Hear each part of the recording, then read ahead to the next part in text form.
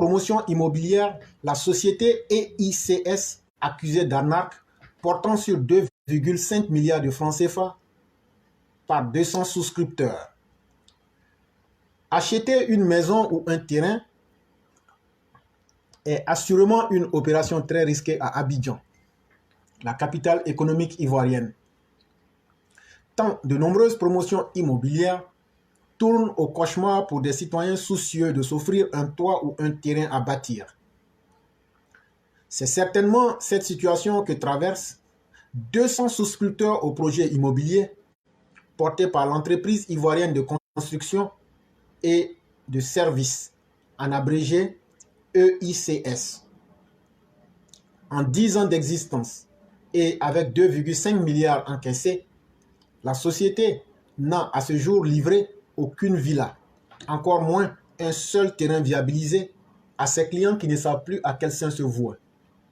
Toutefois, ceux-ci regroupés au sein d'un collectif lancent un cri de cœur à l'endroit des autorités compétentes afin qu'elles jettent un regard sur cette affaire dans laquelle des Ivoiriens ont englouti toutes leurs économies. Comment en est-on arrivé à une telle situation? Pour réponse à cette préoccupation, nous avons rencontré le président du collectif des 200 souscripteurs, Koraï Wilfried, dans l'après-midi du 14 janvier 2023. Il nous relate les faits.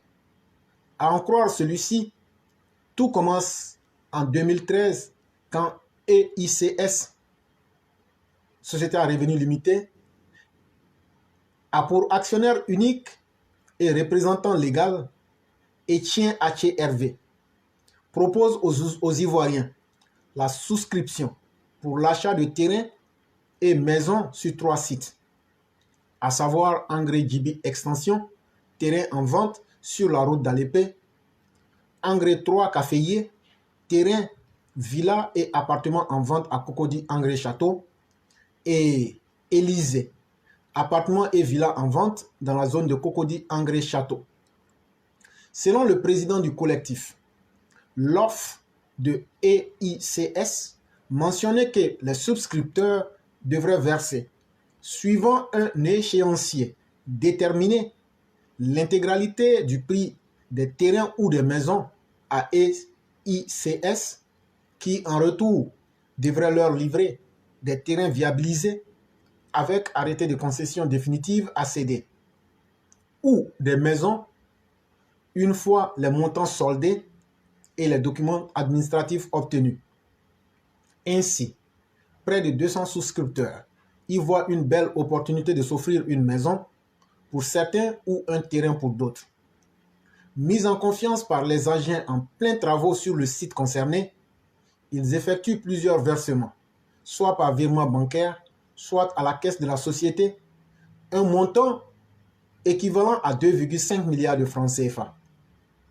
Mais contre toute attente, et en dépit du fait que, depuis 2018, plusieurs clients se soient acquittés de leurs obligations en payant intégralement le prix des terrains et maisons, d'autres ayant versé près de 60% des montants, c'est le statu quo du côté de l'entreprise immobilière.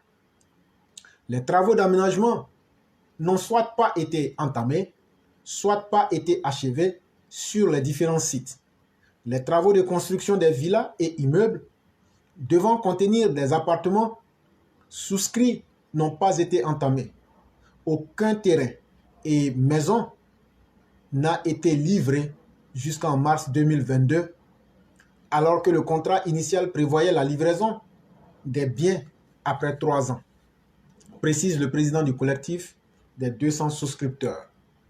Pendant ce temps, l'entreprise se porte de plus en plus mal.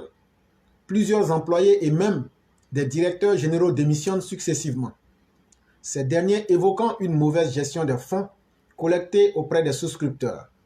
En témoigne le courrier de démission en date du 15 mars 2022 de l'ex-DG Barouin Michel Bertin qui évoque l'opacité et le manque de visibilité qui règne dans la gestion des comptes bancaires, dont le PDG Etienne Aché Hervé est le seul signataire. Je ne veux pas m'associer à une escroquerie et une forfaiture de si grande envergure qui s'assimile à une arnaque des temps nouveaux, écrit le DG démissionnaire. Envie de trouver une solution à cette situation qui cause de nombreux désagréments aux souscripteurs en attente de leur maison et terrain, le collectif entame des discussions avec le PDG de EICS, M. Etienne, en mi-mars 2022. Ce dernier leur fait la promesse ferme que les premiers terrains seraient livrés fin avril 2022. Cette date ne sera malheureusement pas tenue, tout comme plusieurs autres délais de livraison de maisons et de terrains fixés par le PDG, à en croire les souscripteurs. Pour ceux-ci, ils ont manifestement été victimes d'arnaques de la part du PDG d'EICS, car aucun engagement n'a été respecté, et ce, malgré plus de 2,5 milliards de francs CFA perçus. Dans un souci d'équilibre de l'information, nous tentons de joindre le PDG Etienne le 15 janvier 2023 pour avoir sa version des faits. Malheureusement, il est injoignable sur ces deux numéros de téléphone que nous avons pu avoir. Après plusieurs initiatives infructueuses, nous nous rendons le mardi 24 janvier 2023 dans les locaux de l'entreprise 6 à Abidjan, Cocody Angré 7e tranche, non loin du pont Soro. Il est 11 h quand nous arrivons devant le portail fermé. Le vigile posté dans la guérite se charge de recevoir les rares visiteurs. En entrant dans la villa, qui sert de siège à l'entreprise, un silence de cathédrale règne à l'intérieur. L'on s'aperçoit très vite que les locaux sont vides. Aucun personnel, ni au secrétariat, ni dans les bureaux. L'homme qui nous reçoit semble moins informé. Il nous renvoie plutôt vers un cabinet mandaté par le PDG, chargé, dit-il, de vider le contentieux entre la société et ses clients. Nous contactons Nyamien Ephraim, responsable du cabinet international Win Harvard Business Institute, qui ne donnera aucune suite à notre demande d'interview, bien que nous lui ayons, à sa demande, envoyé un message sur WhatsApp pour signifier l'objet. Silence radio jusqu'au 14 février 2023, qu'ensuite à la parution dans les colonnes du confrère Soir Info d'un article relatif à cette affaire, 2 personnes, une femme et un homme, nous contactent au téléphone, coup sur coup, pour nous inviter à des échanges dans leurs locaux. Rendez-vous est donc pris pour le lundi 20 février 2023 à 10 h. Sur place, Etienne Adel, se présentant comme chargé de mission du PDG, Kokora Aymar et Borgé Didier, tous les deux juristes pour le compte de la société immobilière EICS, qui nous reçoivent, sont sur la défensive. Néanmoins, ils tentent de rassurer que tout va bien au sein de l'entreprise, même si elle traverse une période d'arrêt de ses activités du fait de nombreuses malversations commises par certains employés. Les travaux sur les sites ont repris et sont en bonne voie, informe mademoiselle Etienne, qui indique également que le PDG, qui n'avait pas l'œil sur la gestion de l'entreprise, a repris les choses en main et a, de ce fait, commis le cabinet Win Harvard Business Institute à l'effet de rétablir la base de données des souscripteurs. Lequel cabinet, dont le travail, qui devrait être achevé le 26 février 2023, bénéficie d'une prorogation de 3 mois pour recevoir tous les souscripteurs et refaire la base de données de l'entreprise. Le PDG est prêt à faire des remboursements pour ceux qui le veulent et les autres pourront, s'ils le souhaitent, poursuivre le projet avec l'entreprise, a-t-elle fait savoir. Quant à l'avancement des documents des différents sites, malgré les importantes sommes d'argent déjà encaissées, la chargée de mission du PDG n'en sait rien, mais évoque des lenteurs administratives. Aussi, sur la question de la purge des droits coutumiers sur les sites, elle reste également évasive, tout en annonçant la livraison des premiers terrains d'ici la fin de l'année 2023, ainsi que le lancement des travaux de construction des premières maisons courant l'an 2023. Pour les souscripteurs, les promesses de l'entreprise sont désormais comme du déjà vu et du déjà entendu. Ils disent ne plus accorder du crédit aux déclarations des responsables DECS. En effet, selon le président Koraï Wilfried et les membres du collectif, tout ce que le promoteur immobilier dit ou promet révèle du dilatoire. Le PDG refuse de faire le point complet de l'état d'avancement des travaux et des documents administratifs des différents sites malgré les nombreuses demandes de collectifs. Pis encore, il ne décroche plus les appels du bureau du collectif. Nous sommes dans une impasse depuis mars 2022, a-t-il déploré. Face à cet état de fait, les souscripteurs ont décidé de saisir la justice afin d'entrer dans leurs droits. Nous avons porté plainte et avons engagé des démarches auprès du ministère de la Construction, du Logement et de l'Urbanisme, déclare le président du collectif, non sans lancer un appel à l'endroit des autorités ivoiriennes. Nous appelons le gouvernement et les autorités compétentes à l'aide afin de sauver des pauvres citoyens qui ont investi toutes leurs économies. Cette affaire, à n'en point douter, n'est que la face visible de l'iceberg dans ce secteur des promotions immobilières qui ont poussé ces dernières années en Côte d'Ivoire avec la forte pression démographique et le déficit de logement. Combien d'Ivoiriens se retrouvent-ils dans le même cas que les souscripteurs de EICS avec d'autres entreprises? Le ministre de la Construction, du Logement et de l'Urbanisme, M. Bruno Koné, qui a déclaré le 26 janvier 2023 que sur 141 programmes immobiliers contrôlés en 2022, 122, c'est-à-dire 84%, ne sont même pas autorisés, devrait aller plus loin en prenant des mesures idoines afin d'éviter que des citoyens ne soient victimes de promoteurs qui leur vendent du vent. Nous y reviendrons. C'était un article de notre frère Sébastien Lévry.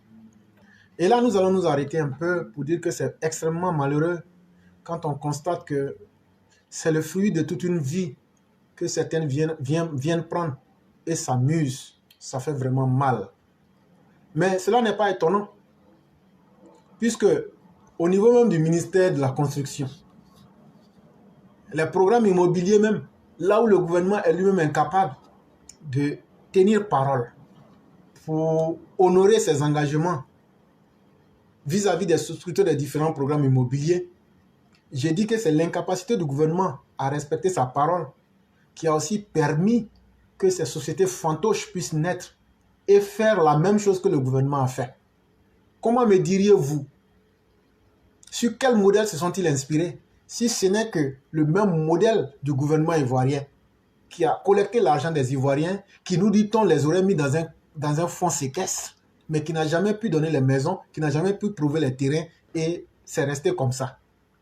Comment Bruno peut nous dire que sur plus de 100 combien de sociétés, sur 122 sociétés, sur 141 sociétés, pardon, comment on appelle, les programmes immobiliers là, il dit sur 141 programmes immobiliers là, il y a 122 là, ce sont des faux programmes. Et donc, ça veut dire quoi? Que 84% des sociétés immobilières ou des compagnies immobilières, je ne sais pas comment on les appelle, sont dans le faux. Mais comment se fait-il que lui sait qu'ils sont dans le faux, mais lui n'a jamais pris de mesures pour les empêcher de travailler? Cela prouve simplement qu'il y a une complicité. Et M. Bruno Koné, si on doit parler, ce n'est pas bon. Faites beaucoup attention. Bruno Koné, faites beaucoup attention. Parce que on connaissait le ministère de la Construction comme étant un secteur de forte corruption. Mais vous-même avez contribué à rendre le secteur encore plus dangereux. Et les exemples sont légion. Et tout dernièrement, ne me faites pas dire certaines choses. Le géomètre, les 3 ou 2 maisons qui sont tombées actuellement, les immeubles là, le géomètre là, comment il s'appelle? Là, tu vas savoir de quoi je parle. Le géomètre là, il s'appelle comment? Si on dit son nom là, tout près n'est pas loin. Moi, je m'arrête là. Faites beaucoup attention. Normalement, dans le gouvernement à venir, vous devrez être enlevé. Bruno Koné, normalement, dans le gouvernement, s'il y a remaniement en avril, là, normalement, toi, on va t'enlever. Toi-même, tu sais. À cause de toi, tu as mis la conscience des hommes morts sur Alassane Ouattara. Parce que c'est Alassane Ouattara qui t'a nommé. Mais depuis que tu es là, j'ai cité, depuis 2019, les maisons ne font que tomber. Les maisons ne font que tomber. Mais il y a tout un réseau de corruption depuis le ministère où quand tu refuses de prendre l'architecte que te montre là, ça devient un problème. Maintenant, c'est votre architecte là, les maisons qui sont tombées là, c'est votre architecte que vous présentez aux gens. C'est lui qui a fait tomber les maisons. On en fait comment maintenant? Donc c'est vous, le ministère, qui êtes les premiers responsables de ces morts et de ces pratiques. Et donc c'est à la fois triste et très désolant que vous soyez reconduit. Et ça, il ne faut pas se mentir, c'est sur la base du népotisme, parce que vous avez marié la nièce du président. C'est le seul mérite qui vous maintient au pouvoir et à ce ministère-là. Sinon, comment on peut comprendre? Depuis 2019 jusqu'à aujourd'hui, quand on compte le nombre de morts, c'est énorme. Et ça, il n'y a pas de tremblement de terre en Côte d'Ivoire. Et ça, il n'y a pas eu de cataclysme en Côte d'Ivoire. Comment se fait-il que la succession des... Ça veut dire qu'au niveau même du ministère, vous ne contrôlez rien. Le matériel, les gens font n'importe quoi. Au niveau des terrains, il n'y a rien à faire. Comment on peut comprendre qu'un terrain qui est viabilisé, pour signer l'ACD là, ça prend au moins 10 000 ans. Mais quand on dit un terrain viabilisé là, ça veut dire l'ensemble du terrain même est déjà reconnu au ministère. Mais le morcellement qui est fait là, une fois qu'on voit qu'il n'y a pas de problème là, est-ce que le ACD, ça doit prendre 10 000 ans? Normalement, on peut signer le ACD en une semaine. Normalement, quelqu'un qui fait le ACD, si on veut vraiment se mettre au travail, et si on veut être honnête, on n'a qu'à faire les vérifications simples et dire, bon, c'est fini, on signe, on donne. Mais tout ça là, vous avez créé des systèmes de corruption à chaque niveau. Il faut que les gens se saignent à blanc. Mais quand c'est comme ça, tellement vous êtes dans la corruption, vous ne prenez même pas le temps de regarder les éléments que les gens utilisent, que les compagnies sur place fabriquent, le faux fer qui est utilisé, la qualité du ciment qui est utilisé, la qualité des matériaux utilisés. C'est tout ça qui fait que les maisons tombent. Sinon, avant toi, il y a eu des ministres de la construction. Et après toi, il y en aura. Mais il n'y a jamais eu un ministre qui a connu autant de désastres et autant de meurtres d'Ivoiriens que sous ta gouvernance en tant que ministre de la construction. Et normalement, si les Ivoiriens étaient un peuple qui tenait à leur propre vie, on aurait fait des mouvements pour exiger que tu démissionnes. Si le président même ne te tenait pas, à cause du fait que tu es peut-être son gendre, normalement toi-même tu sais que tu ne serais plus là. Mais comme le népotisme fait ses effets en Côte d'Ivoire et partout en Afrique, on va toujours essayer de voir. Mais en tout cas pour nous autres, on aura dit la vérité, on aura dit ce qui est bon pour les Ivoiriens, quitte à vous d'accepter ou de ne pas accepter. Mais sachez que vous avez mis sur la conscience du président Alassane Ouattara l'ensemble des Ivoiriens qui sont morts par votre faute et par la faute de votre ministère, par incapacité.